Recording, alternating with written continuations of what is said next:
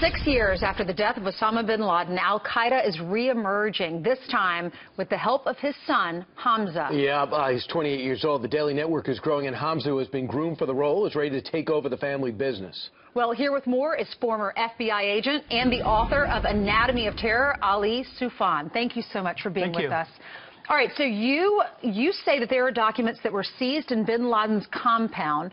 What have we learned from these documents? You've read through all of them. Yeah, the one that's declassified. There's a lot are still classified. Yeah, there are a lot of still classified, but there are dozens and dozens, hundreds actually, that have been declassified. Most shocking thing you found? It's so shocking how Osama bin Laden was micromanaging Al-Qaeda, giving them instructions from how to negotiate the release of hostages to how to indoctrinate new members, how he tried to control affiliates. For example, he gave instructions for Al-Qaeda to send all Al-Qaeda's messages to Al-Qaeda in the Islamic Maghreb in French, because most of the people over there are not going to be reading Arabic. He was controlling his brand. He appeared to be micromanaging the organization, but also it seems interesting to me, reading through the documents, how bin Laden's thinking was changing, especially after the Arab Spring.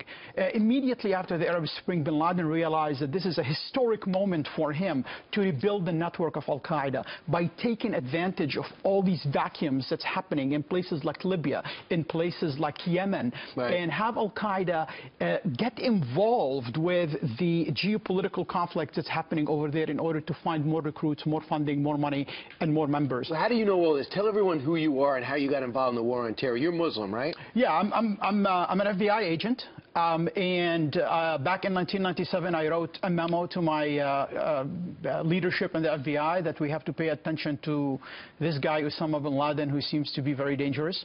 After the East Africa Embassy bombing, I was focusing mainly on Osama bin Laden. I worked on the East Africa Embassy bombings. I was in charge of the USS Cole, and I supervised the investigation of 9/11, plus one of the people who investigated 9/11, plus a lot of the events surrounding 9/11. So I've been working Al-Qaeda for many years. When bin Laden's killed and we're finally taking massive action against Al-Qaeda in Iraq, now ISIS, and you would think that we've turned the page, but we haven't.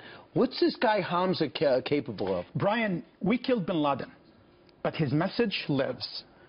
And it's very obvious. Just last Saturday, Hamza, his son, put out a message.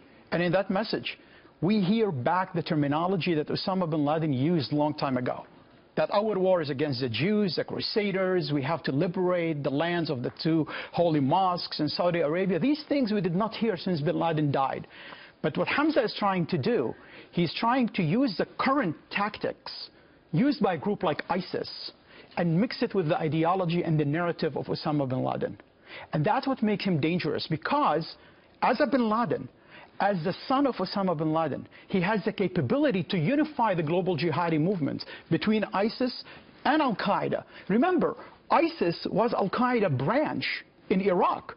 ISIS used to be Qaeda, and their problem with the leadership is their problem with Zawahiri. Right. Who's the current leader? Bin Laden's still a famous name in Saudi Arabia. They're very, very rich. They divorce themselves from terror, perhaps. What should the president be saying to Saudi Arabian king if he wants to get on top of Al-Qaeda when he goes to visit him in a couple of days? I think he needs to tell the Saudis that we have the same enemy. And if they listen to what Hamza put out last Saturday, they have to basically be fearful, because he talked about liberating Saudi Arabia from the House of Saud and liberating Saudi Arabia from the U.S. presence. This is something we did not see since the 1996 declaration of jihad by Osama bin Laden and since the fatwas of 1998. Wow. I know you don't fear another 9/11 because you say they don't have the capability. That's a good thing. Hopefully we can't eradicate. If you're interested in reading this book, you can read more about him and his story and the future of Al-Qaeda and ISIS. Anatomy of Terror. Congratulations on the book. Thank you. Thank you for being with us. Thank you for having me.